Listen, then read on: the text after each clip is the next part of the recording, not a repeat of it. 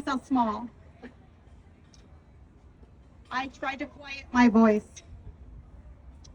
I thought that if I pretzeled myself to fit in, that the belittlement, the harassment, the diminishing of me, the denigration in front of my peers and my subordinates would stop.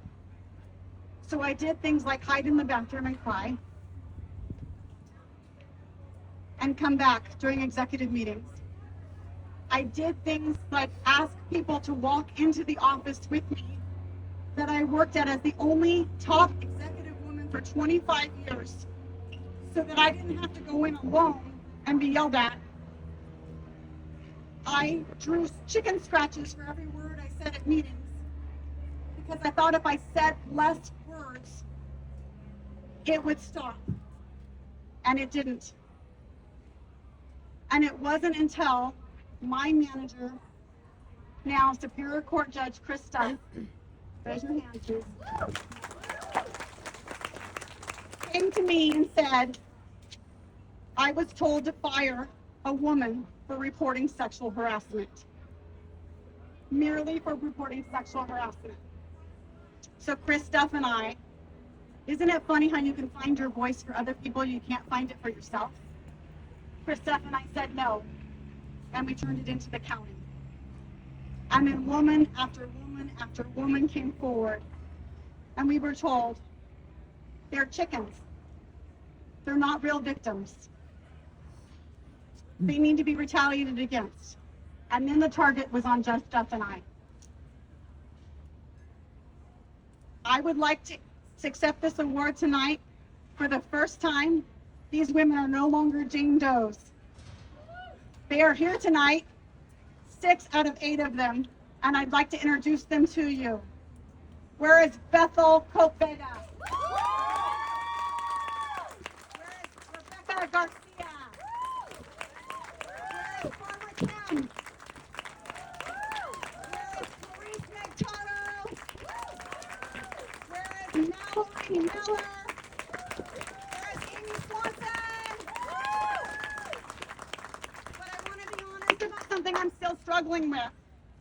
When you become a Jane Doe, it becomes harder. And I'm still trying to process this. Because people say things like, well, in my generation, we just put up with that. And then people judge their suffering. And they judge what they went through. And they say, she had a harder time than she did. And people say things like, I really need your advice and I want to meet you after 25 years of being my friend. But can we not meet in Santa Ana because I don't want the boss to see us? Or people say things like, I'm running for judge, but the boss is in the bathroom. Can I get your endorsement? Or people say things like, we're not getting raises this year because you women stood up. These women all still work in the Orange County DA's office, and 3 of their bosses didn't tell the truth on the stand. These women all work in the Orange County DA's office. They see county leaders taking pictures with the abusers. These women, to all of you, I'm sorry. You didn't deserve it. I'm sorry for what you went through. But Martin Luther King said that at some point silence becomes disloyalty. And the Orange County Women Lawyers was not silent tonight!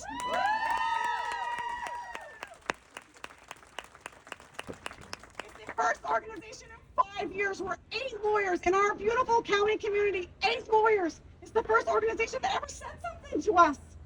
Thank you. And in life, I have to decide, do you focus on the negative or the positive?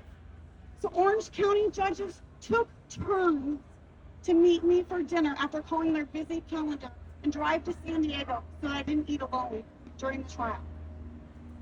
DA investigators, where's Corinne and Corey?